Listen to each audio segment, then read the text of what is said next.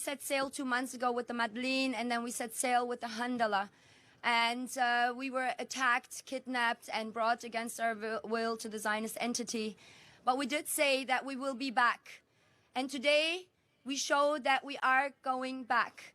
With more countries joining us from around the world. We are 44 delegations.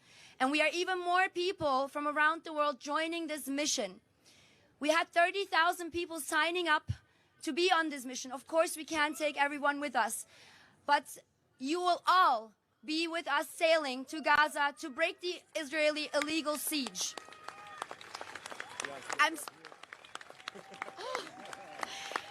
And here is another sailing boat.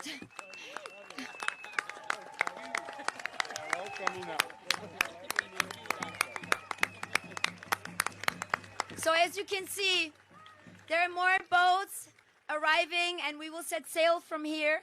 But we will be joined by many more boats from different ports. We will be joined from Greece, from Italy, from Tunis. As I'm speaking to the journalists here, journalists in Gaza are being slaughtered. We think of them, full solidarity with all journalists live streaming their own genocide. The slaughter of the journalists is not by coincidence. It is deliberate and it is planned because the stage that we are entering is the most critical stage. That is why we have to act fast. And I say we are entering, even though the Palestinians are the one enduring this slaughter. But if we don't stand up for Palestine, what is happening to our humanity? So what is happening to Palestinians is happening to the whole world.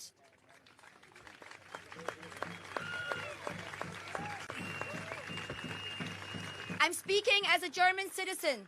Germany is the second largest weapons supplier to this genocide. And not only Germany is complicit in this genocide, many more countries are complicit in this genocide. So we have to stand against settler colonialism, apartheid, genocide together. We can only do this together if we unify. So if you are not on this mission, as I said before, we are all sailing on this mission together. We are only a small fraction of a global uprising. We are mobilizing worldwide. And as we are sailing, everyone will see what I'm talking about when I say mass globalization. Yes, and thank you. Thank you so much. Thank you, Yasemin. We created a flotilla, left Barcelona, and then we're going to go down here. More boats and more people are waiting in Tunis, and then Sicily is going to come, and then we'll have the whole flotilla. We're going to travel close to countries and then into Gaza to break the illegal Israeli siege. Could you just talk us through a little bit where you were intercepted on this map and talk the viewers through what happened when you were intercepted and what we fear we might be able to expect this time? Every time we were intercepted, we were only one boat. This time we are a fleet, you know? Yeah. So the possibility of us breaking the siege is very, very high. With the Madeleine, when we were intercepted here, this was an international water, so intercepting us is a breach of international law. Right. And it constitutes piracy. They took full control of our ship and drove it to Ashdod, which took almost 20 hours. And then they eventually imprisoned us for some days. Some of our comrades stayed even longer. After we were released, they were brought back from the airport. They were brought back to the Zionist dungeons because they had attacked Iran to divert attention. And when Iran answered those attacks, they shut down the whole airport. So our comrades couldn't leave. So they were brought back to the prison cell. And it took them like 2 days, you know, a lot of calls and letters. Then they were released by land. So they were driven to Jordan. And from Jordan, they took a flight back home. Okay. Yeah. Well, thank you so much for talking us through that. This is my day 5 update, joined by Yasemin. She's just talked us through the journey. We're midway, I would say, roughly, between Barcelona and Tunis. And I'll give you more updates as they come. So thank you very much. little update from the Dutch boats. We are sailing with 6 boats and heading towards the south. I'm sure there will be more delays because there's a storm coming and we're also waiting for the boats for Tunis and Italy. But we keep going because we are the Sumud Flotilla. And Sumud means something like perseverance, resistance, being steadfast. And it's maybe one of the most impressive things I think when I look at Palestine. Like, we have seen so many images of horrible bombings, of people being ripped apart, but I've also seen so many videos of a nurse still nursing someone back to health in the midst of a genocide, not knowing if that person will be bombed again, and still giving it her all. The tweets of people going to the hospital after it's being bombed, just going back and keeping working and bringing people back to life.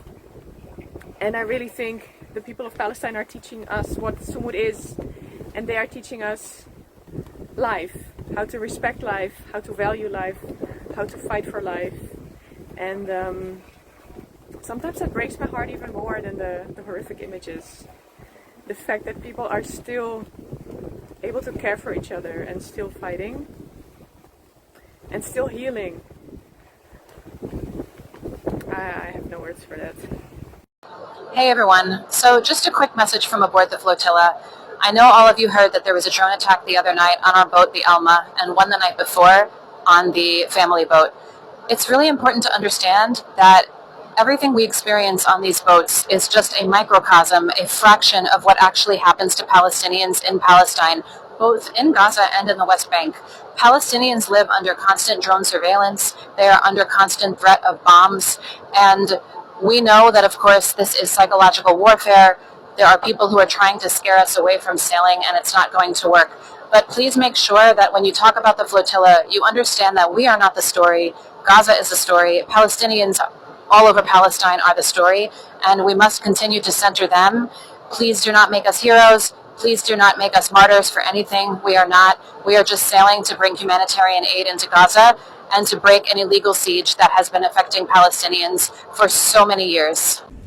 Good morning again from the global Sumud Flotilla here on the Mediterranean Sea. Today we woke up with 2 major pieces of news. The first was that the leading UN experts, the Commission on Palestine, have finally declared a genocide on Gaza. It's nothing that the peoples of the world don't already know. For 700 days, more than 700 days, they've been witnessing massacre after massacre, war crime after war crime on their phones,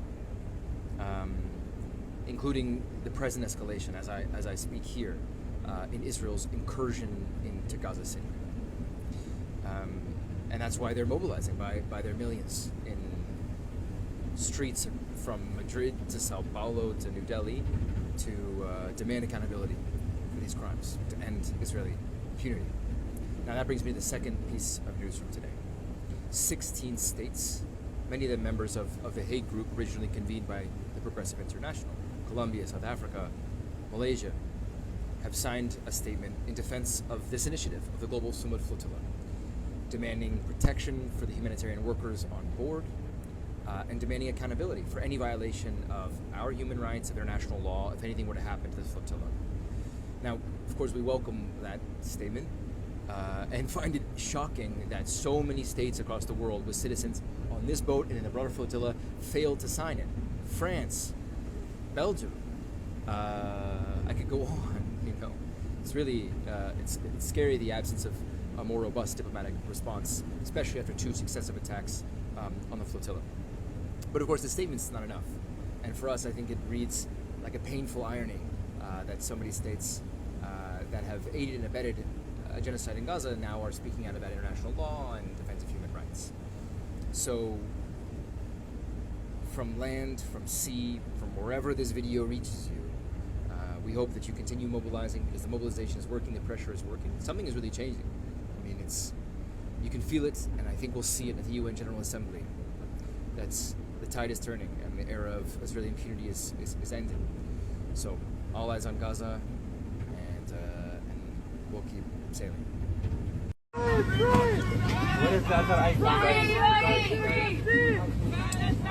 Free! Free!